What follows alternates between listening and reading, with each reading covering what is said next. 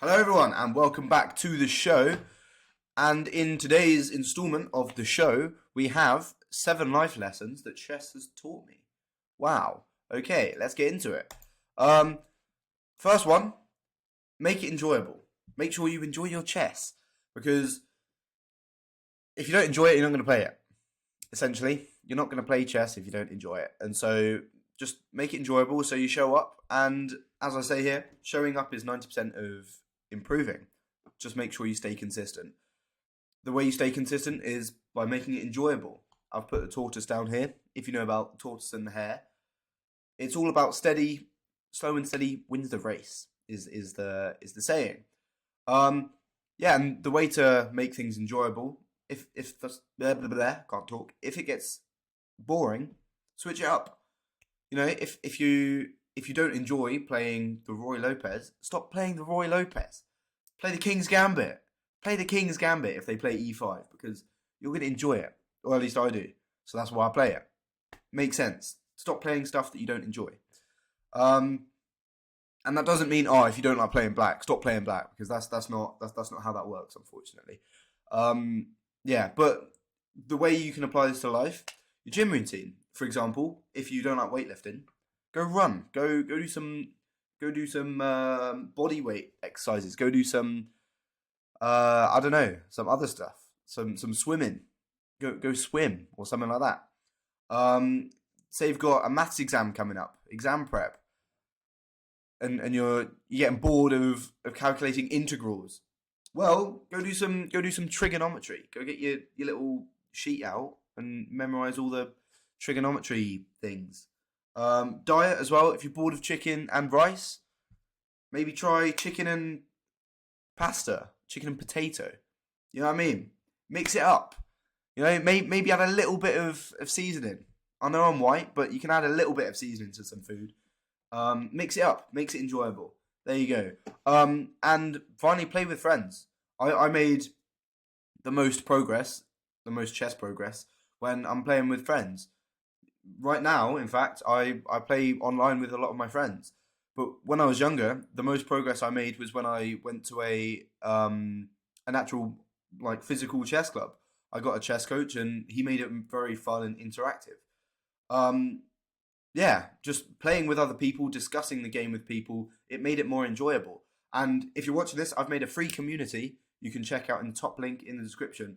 It might take a while for you to get accepted, because I'm still setting things up, but we'll be discussing chess, anything about chess in that community. There'll be a few of us, all different levels. So yeah, feel free to join for absolutely free, no stress at all. But yeah, with that being said, make sure you make chess and everything in life enjoyable, because that's how you keep showing up. Another thing I learned in chess is how to overcome a setback. And so even when you're losing in chess, the computer, if you analyze it after the game, will still throw out a best move.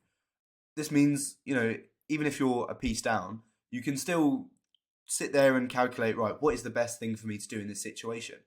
And you can apply that to life in the same way. Say you're in a rut and you're like, I really want to, just sit and do nothing today. Well, if you think with your chess mindset, what is the best move in that situation? It's not going to be to sit on your phone and scroll on Instagram for 2 hours, is it? It's going to be, tidy your room. I tidy my room because I don't want people to laugh at me because my bed's not made. So I have to make my bed. And, my floor is nice and tidy. I mean, there's a lamp on the floor. But that's because it's broken. And because it looks a bit silly if it's up here. Because I'm living with my grandparents at the moment. But that's beside the point. That is beside the point. Don't throw in the towel. Don't, I don't know, just sit in your bed all day. Make an effort. Make an effort. Tidy your room. Go for a walk. Find out what the best move on the board is for you. The game can turn in just a few moves. We all know this feeling when you're analysing a game, you're winning, and then the bar just goes, the bar's up here and it just goes bam. And then a few moves later it goes bam, bam, bam, bam. That happens all the time in chess and in life. If you're feeling sad now, give it 3 days. You're going to be feeling happy again. or maybe a little bit longer, maybe a little bit less. You never know. That's the beauty of it. That's the beauty of it. So just make sure you do the right things, and good things will happen. Essentially, yeah, that's it on that. Logical thinking. This one kind of speaks for itself. Chess is a logical game. It's entirely like logical. It's all about tactics and strategy, and you can apply this to life because you weigh the pros and cons before every single move. Every single move creates a weakness. It proposes a threat. It changes the position somehow, and even depending on whose turn it is. And so everything about chess is consequences, good or bad. And it's the same in life. If you want to, I don't know, make any decision, like if you're like, oh, should I don't know, what's a decision that people can make? Should I go and eat McDonald's today, or should I, come home and just eat, make myself some healthy like salad or something? Well, the salad's probably gonna be cheaper because it's like an arm and a leg for a Big Mac meal these days, and also it's healthier, and all these different things. The consequences of eating a Big Mac are you get fat.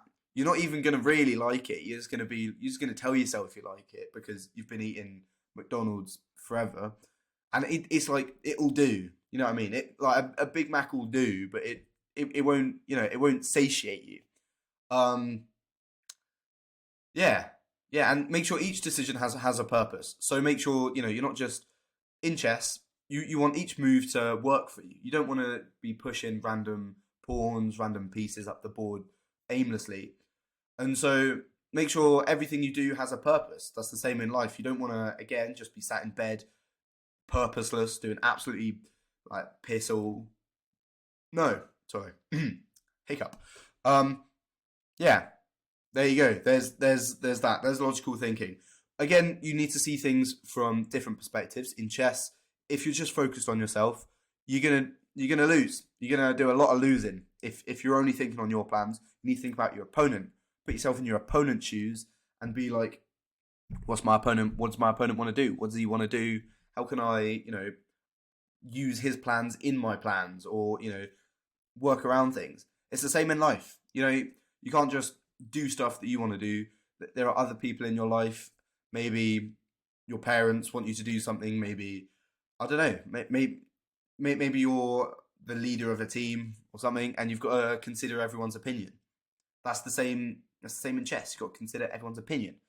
And improve your weaknesses and play to your strengths. These sort of come hand in hand.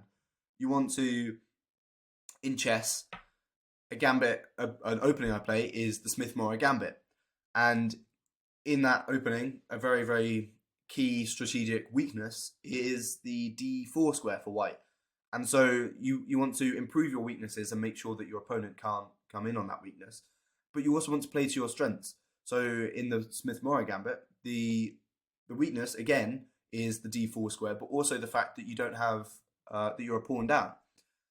However, your strengths are that you've got loads and loads of play, your pieces are more active, and often your opponent is a little bit scared because you're like, wow, he's cool. He must be cool because he's playing a good opening. Yeah, so as someone who enjoys playing positions like the Smith-Morra, who enjoys playing attacking chess, I'm going to play to my strengths and play an attacking, aggressive opening. I wouldn't play some boring d4 line, because all d4 lines are just yeah, shout out d4 players. But yeah, I wouldn't play some boring opening if I wanted to play some exciting chess. Essentially, is what I'm trying to say. Plan. I made a whole video on plans in chess, but essentially, you need to know what you're doing. You gotta have a little bit of cohesion in your thinking and your ideas. This saying, fail to plan, plans fail. One of my old teachers said this to me ages ago, and I still remember it. A bad plan is better than no plan at all. If you're just doing, if you're just doing absolutely nothing, and you're just moving your pieces about with no idea what they're supposed to be doing, then you're gonna lose. Like there's no there's no idea. You can't think of something because there's no plan. Whereas even if it's a bad plan, at least there's a plan. At least there's something you can improve upon. If it's a bad plan, then you can look at it after the game and say, oh, maybe that was a bad plan. How can I improve this type of plan for my next game or for the future? Yeah, timetables in real life. How can you use plans? Timetables. For example, here we see. Yeah, who remembers these bad boys from school, right? If they dumped you in school and they said, right, there are classes, go and learn stuff, you'd be like, great. Like what am I doing? Like, what am I supposed to be doing? Like, if you put a load of teenagers and just went, right, maths is like somewhere, there's all these English, you got history, cool, go and learn, and we've got exams later. No one's gonna do anything. No one's gonna know what they're doing. The moment they give you a timetable, you know where you need to go, you know what you need to do, you know all this information, and you can stay on track. Even stuff like writing out your goals, so you know what you should be doing. If you've got a free bit of time, then you'll know, oh, I need to revise English today. I don't know. Yeah, exactly. So instead of sitting around again scrolling on your phone or just doing something random and wasting time, essentially, you're working towards your goals, you're doing something productive, and yeah, checkmate. You're working towards a checkmate is what you're doing, because in 10 years time you're going to be winning, in life, and you'll be like, checkmate, I've just checkmated everyone else. Yeah, next slide please. Speed. You got to act with speed in chess. Here is an example of the Greek gift, sacrifice. It's, imagine there's a bishop here and a pawn here, one move prior. And then bam, out of nowhere, in this seemingly quiet position, you spring a huge attack.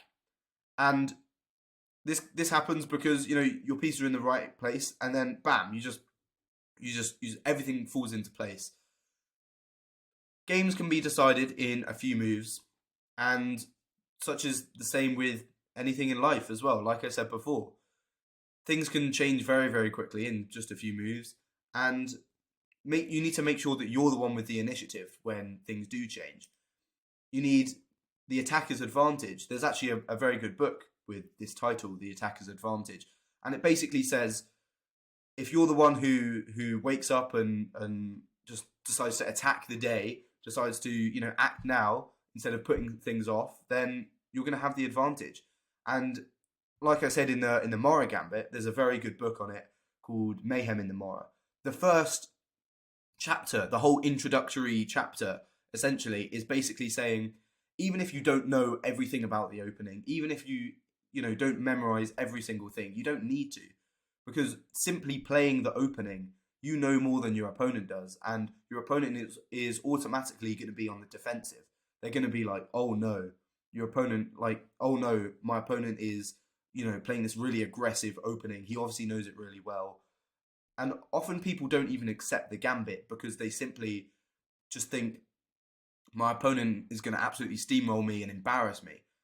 And it's the same in life. If you've got something you need to do, just do it. Act with speed. Because say my bed. Say there are loads of clothes on my bed, and we've all been there. I know we have. Every single person has been there where they've got clothes on their bed. They go to bed. They get their clothes, and they go, and they put them on the chair, and then in the morning they wake up from bed. That was me waking up from bed, and then they want to sit back on their chair, so they go and put them back on the bed. We've all done that. We've all been there. Stop doing that. Stop doing that, because poor. Yeah, stop doing that. That's not good for me. Or me when I did that. Stop doing that. Get the hardest task done first, so they're out the way. Act with speed. So then you can be like, wow, I've really done something there. Bam. Anyway, patience. Kind of the other side of the coin to speed, what we were just talking about. but you need to wait for the best time to launch an attack. For example, in the previous position, if I can go back, there we go. In the previous position, say this knight was here, this would not be a good move. This Greek gift would not work because you wouldn't have enough pieces in the attack. And so you need to wait a little bit before you can attack with speed, before the advantages come. So little slow maneuvers can decide games, and just like little small bits of progress every single day can compound into a very large effect. There's a Japanese philosophy called Kaizen, which is essentially how small 1% improvements, maybe even smaller than 1% improvements, over a long enough period of time will compound into a huge, huge advantage. So, for example, say we're way over here right now. And we're slowly increasing, and then all of a sudden it starts to compound, and then bam, we're all the way up here. Whoa! Look at me. Look how high I am. Like the bottom of the page is all the way down here. Bam. Madness. Just over the 1% improvements. So make sure you're getting a little bit better. And here's another phrase that I like: results follow consistency. Basically, like I said at the start, you got to be consistent. You got to make sure you're putting yourself out there, just turning up and improving. That's the same in life. That's the same in anything. Literally anything. Make sure you go to if you're going to the gym, if you want to go to the gym, just go every day for 2 years, and in 2 years, you'll be wham. You'll look like me. You'll be huge. Look at that. Ooh, ooh, ooh. Didn't think you were allowed guns, but jeez. Anyway, accountability. I think this is the last one. But basically, if you lose in chess, it's your fault. Because if Magnus Carlsen was playing the exact game, if Magnus Carlsen was playing your opponent, he would have won, realistically. Because Magnus Carlsen is better than your opponent. And you, by the way. He's not better than me, though, of course.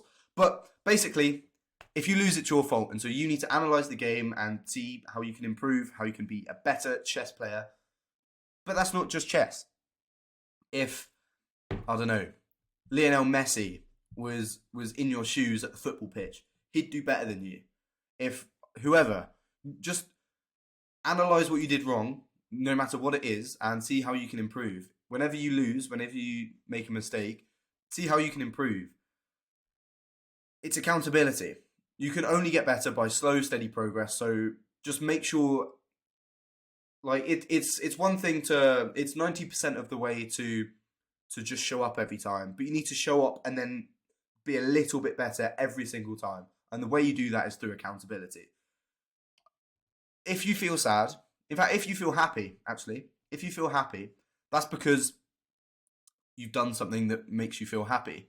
You know, maybe, I don't know, you've cooked a really nice meal, as I'm about to do after I record this. And, hang on, one sec. Sorry about that. It was raining outside and I had washing on the line, and yeah.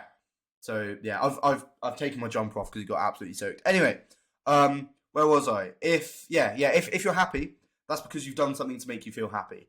If maybe you've gone for a run, and now you feel really proud of yourself. You're like, wow, I'm proud that I've gone for a run. I've done that for myself.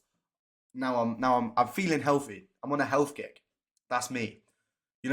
If maybe you've practiced some more chess. You're like, wow, I feel good because I've just practiced a little bit. I've put in a little bit of effort. Conversely, if you feel sad, have you tidied your room? Have you gone outside in the last month? Have you brushed your teeth? Like all these simple little things that can often compound into like some emotion. And emotions really are just a way of your brain telling you that what you're doing is either right or wrong. And so, yeah, you just need to look at yourself, take a little bit of accountability, and improve in chess and in life. That is, yeah. What a message. What a beautiful message that is, really, when you think about it. And I think that is everything. So, yeah, as it says, make sure you go and subscribe. I need to hang my washing up. inside because it is still absolutely pissing it down. So yeah, I'm gonna end the video there. Thank you very much for watching, everyone.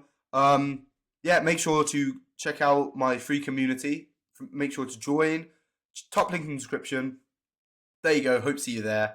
We'll be chatting about chess and all sorts. Thank you very much for watching, and goodbye. Bye.